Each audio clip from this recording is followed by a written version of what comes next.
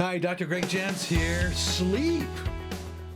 What is sleep? Why do we need it? And how do we get what we need in our sleep? My topic next here on Hope and Possibility. Dr. Gregory Jantz is a best-selling author of over 45 books and the founder of the Center A Place of Hope, voted a top 10 center for depression treatment in the U.S. As the pioneer of whole person care, Dr. Jantz is known as the messenger of hope. Now the nation's expert on anxiety, depression, substance abuse, relationships, trauma, and PTSD, here is Dr. Gregory Jantz.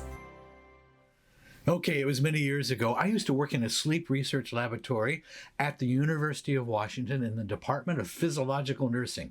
I worked with a researcher way back who was looking at sleep issues and mental health issues, and I began to be intrigued long ago about what happens if we don't get enough sleep. What does that do to us mental health wise? What's the long-term effects? Can I induce a psychological disorder because of the lack of sleep? All right, we're living in an age right now that sleep disorders probably are at an all-time high. We have sleep disorder clinics, we have insomnia that is huge, and we have many different things you can buy for insomnia over the counter. We have many different medications now that are used for insomnia. It's a huge problem. Now, we got to look at there's pandemic, post-pandemic, anxiety and depression, and everything that everyone went through.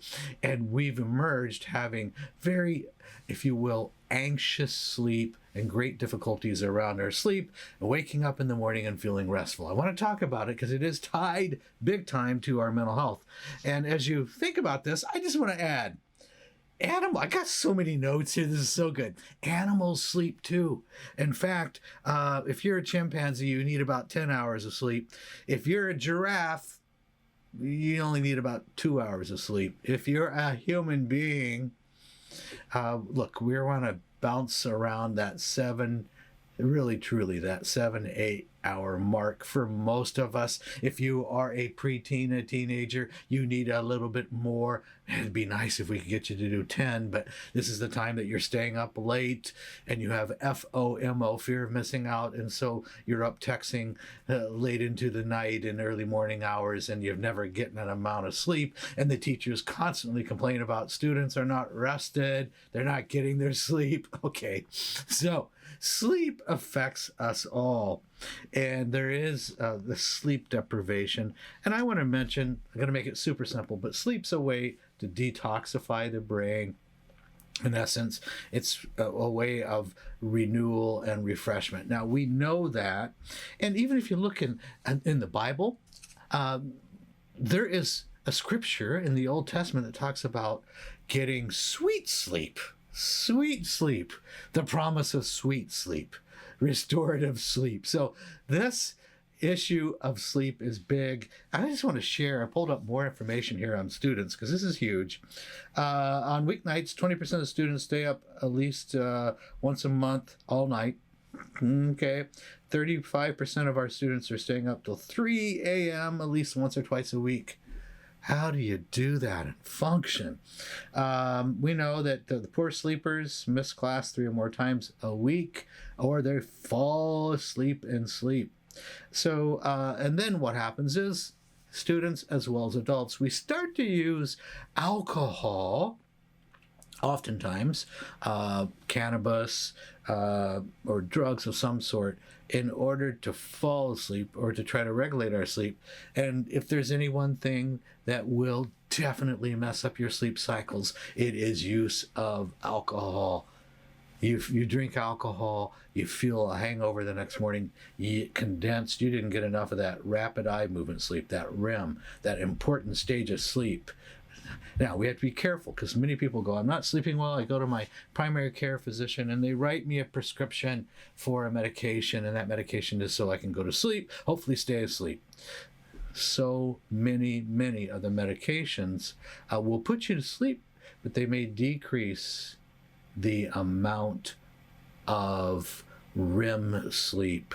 And you may not get the full benefit of sleep. So we got to be careful about what we give and what we do, and that's so important. But we are in an epidemic of sleep desperation. I'm calling it desperation, deprivation, and desperation. We do also know, let me just mention this because it's so important that we have an understanding that the lack of sleep over time, insomnia, shortened sleep. We particularly see this in those that do kind of the all-night work and so forth. There are very clear health implications. Sleep and not getting it over time has implications for our heart, set up for disease, immune system function, etc. We know sleep deprivation. We can take, this is amazing. I've got studies here we pulled up and looked at. It's too bad. It always happens to the rats. But, keeping these rats up all night, the rats will actually die.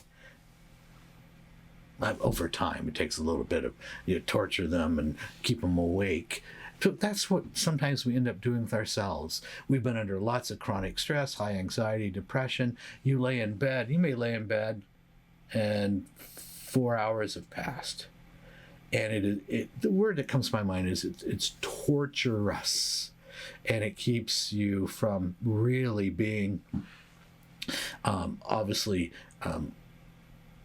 refreshed the next day. You don't have the energy, and it compounds that depression.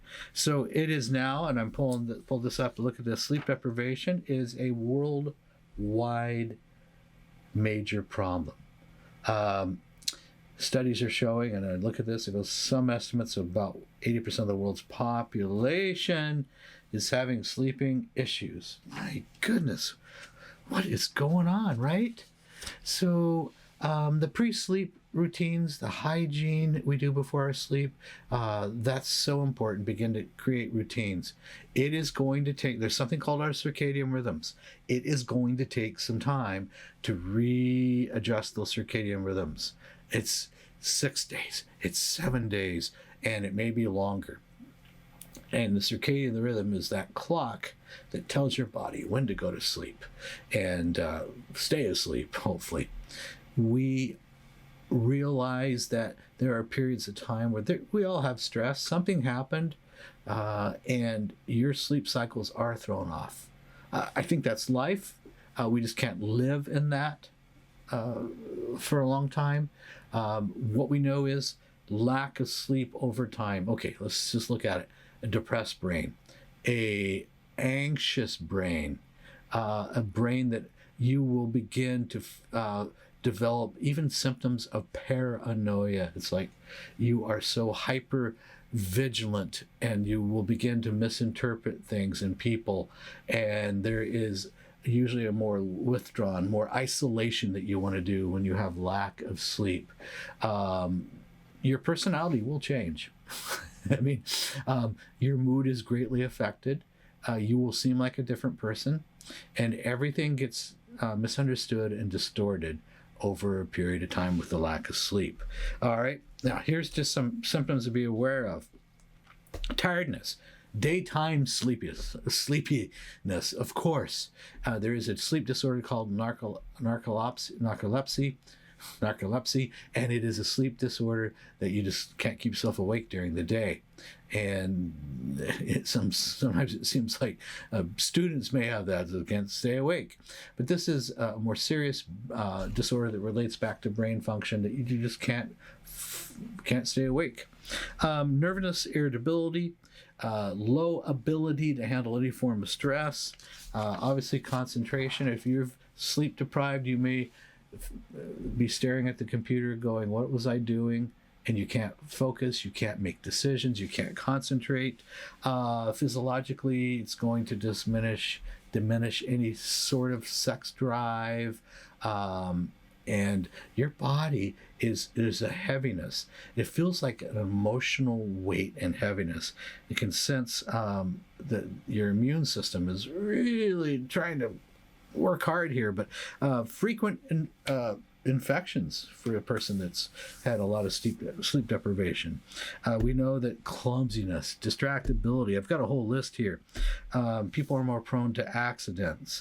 They have a hard time even figuring out how to make any kind of decision.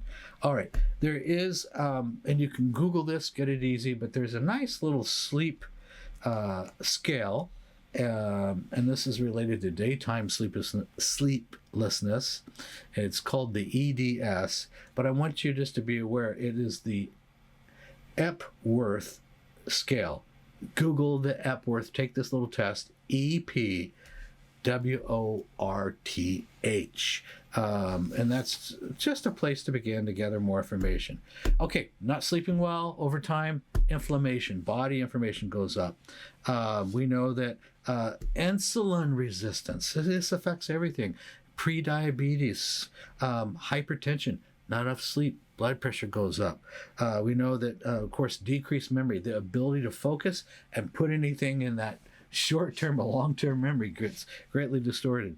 You will look like you have attention deficit disorder.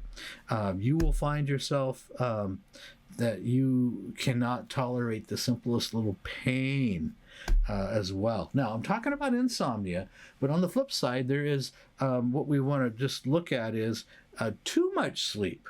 And we know that that too much sleep usually can be a symptom of depression. You want to escape. It's that escape mechanism, and you will sleep you'll sleep 10, 14 hours plus or more, and you will not feel rested. It's not like the cat that sleeps half the day and it seems okay, that you sleep and you do not seem okay. So we do know, and this is just some recent research I pulled up, that this is a Boston University medical study. It does correlate with mortality. People who sleep 6 hours or less had a greater 50% chance of dying sooner because of that, versus those who slept at least 8 hours a day. And so we need to look at, my goodness, sleep does affect even my longevity. And yes, it does. Now, if you've gone too long without sleep, you start seeing things. You look and you go, there's the classic tree in the road. And you go, whoa, I am seeing things. But you believe they're there. And that's one of the dangers of sleep. All right, let's talk about sleep hygiene. I know I'm going fast because your time's valuable. We want to pack as much as we can in these. I like 20 minutes because if you're commuting, or 20 minutes is a good attention span. Beyond that, you tend to hear blah, blah, blah, and I don't want that. I want you to have something you can use and take today. All right, so after lunch, most people should not be doing caffeine, should not be doing alcohol at all. We want to be careful about any chronic use of certain sleep medications. And by the way, medications and sleep, that I have to reserve for you with your physician, with your doctor, your healthcare provider. Those are decisions you have to make. And we know that some of the, what we call SSRI antidepressants or tricyclide antidepressants, some of these are used for sleep, as well as just lowering anxiety and or depression. And some of them can be effective help for a short period of time with sleep. We don't want to do anything that's addictive, that is going to create other problems. So please, those decisions need to be made with a healthcare provider. All right, your room you sleep in. This is the sleep hygiene. Room needs to be cool. Too hot of a room will affect your ability to fall asleep and stay asleep. Now, it is good, here's the word, exercise. Can we get you going 3 times a week, 30 minutes or so, or walking or movement? Movement and exercise does go together to affect sleep. I know you feel so sluggish, so tired, you go, I can't do anything. Go for that 20-minute walk, get in a groove, start somewhere where you begin to do some exercise. it does make a difference. We know that eating, obviously, food and what you put in your mouth does matter. That's why here at the center we have dietitians. We want to go look at what are we putting in our mouth. Like the guy that I worked with a while back, he's terrible sleep issues and anxiety. And nobody had ever asked, well, what do you put in your mouth? And he would work himself up 10, 12 cups of coffee a day. I see a lot of people actually that are similar to that and don't even realize that that's a lot of coffee, but that could be really affecting my sleep.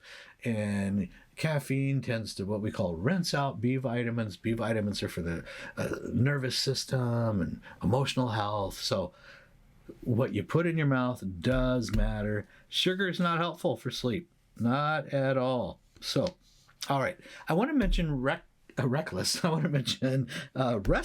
leg syndrome. I made a note to be sure to mention this. A lot of different reasons for this. We can go in and have you if you have restless leg syndrome, that needs to be looked at. That will affect sleep, and greatly it will. So those two can be connected, but we want that to be examined and looked at. Restless legs syndrome.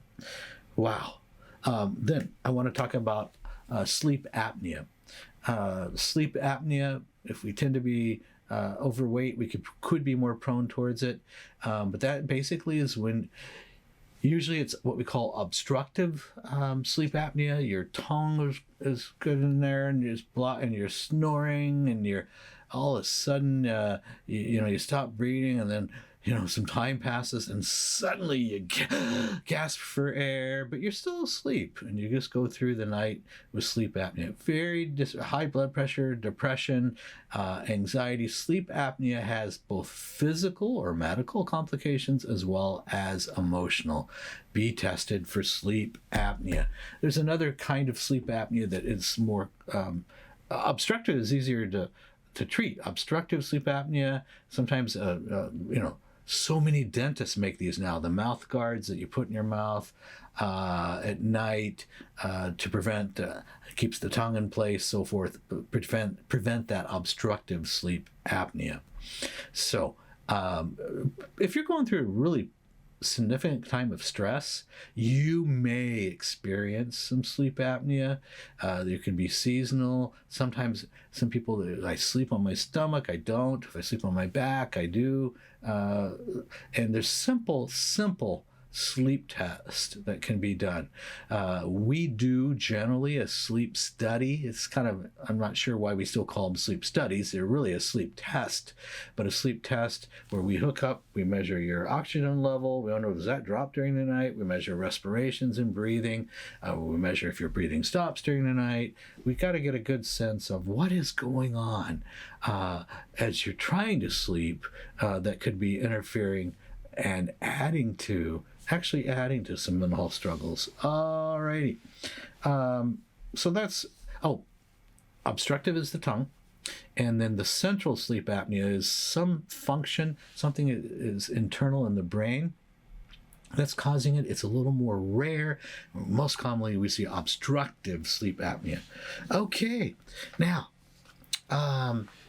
there is different sleep stages. The purpose of our time together is really not to go into sleep stages, but light sleeping, stage 1, stage 2, a little bit more. We're going to spend a lot of time, we need to, in that sleep 3rd stage, and then we're going to cycle into that 4th stage, which we call REM, REM, the REM stage of sleep.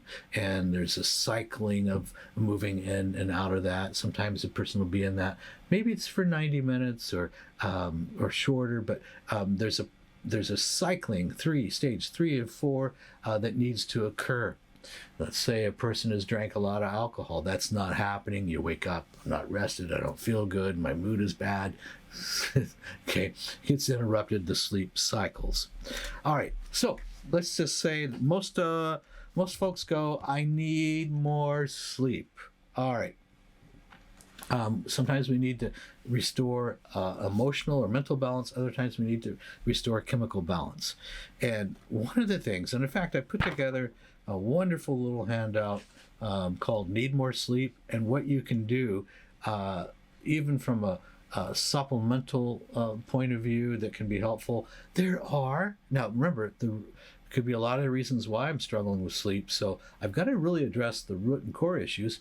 But for a period of time, I'm always asked, I believe that in medications, certain ones I've seen be very, very, very helpful. I've seen people tormented by lack of sleep or waking up after being asleep an hour and not being able to get back to sleep. And so there is the role of melatonin. Melatonin is a hormone, and melatonin is also can get in a supplement form. Very common natural suggestion for sleep. Most people don't get enough of that melatonin when they take that supplement, so work with a healthcare provider that can help you with that. But I want to mention, I have a little checklist here. And the checklist is, there are certain herbs, and you get sleep formulas. Does it have California poppy in it? Yes, it's the poppy seed. And it was the early Native American tribes would use the poppy seeds for mental and physical fatigue, and it ends up being calming. So that sometimes is in some herbal and sleep formulas.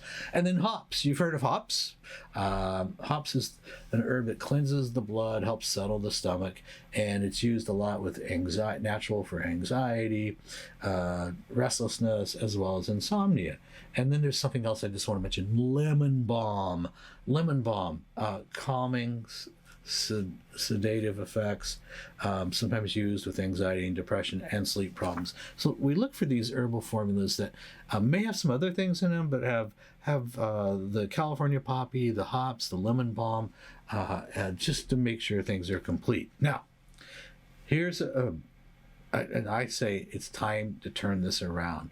So some medication support, some melatonin support, working with the physician or healthcare provider that's really sharp with sleep, doing some natural things, changing my sleep hygiene over time, changing my sleep circadian rhythms, testing if I have sleep apnea, is that a factor? But here's really important. We know that there's certain ingredients, vitamin B1, B1. It comes in you just need a small amount, 6 milligrams. Make a note of that. Look for a formula that has niacin. Niacin, that's vitamin B3. Niacin, 8 milligrams. Vitamin B6. I know this is kind of a list, but if you look at supplements that are going to have this, just know that this is something that could be of help. Magnesium. Magnesium comes in some different forms. I like to see at least 50 milligrams. And then we want to have the California poppy, hops, lemon balm, and those are usually can equal 200 milligrams. Amino acid called GABA, GABA, 150 milligrams. So then there's something called 5-HTP.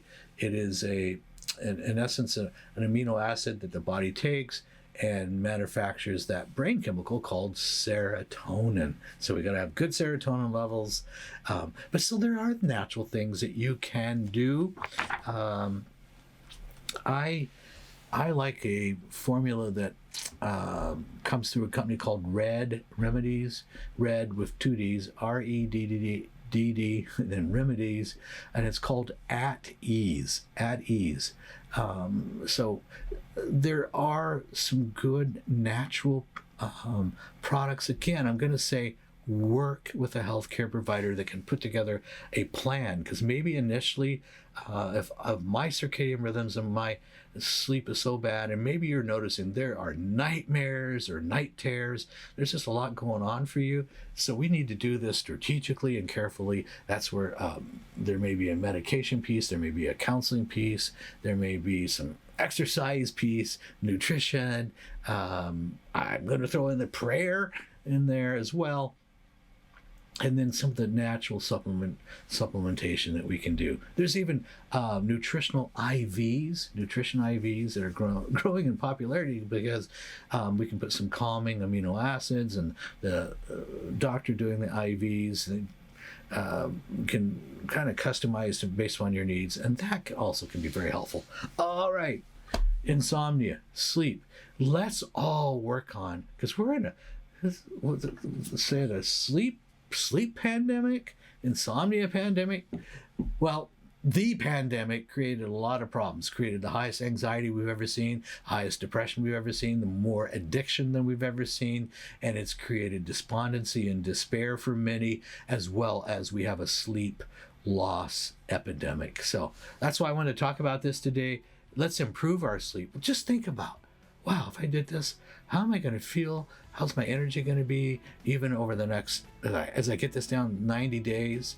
Give it some time, but think about, wow, because there was a time where, we hear the term sleep like a baby. There was a time where your sleep was restorative, restful, and you'd wake up with passion and enthusiasm for the next day. And maybe it's been a long, long time since you felt that way, so you don't even know, wow, I don't even know if I could ever feel that way again. You can, and there is hope.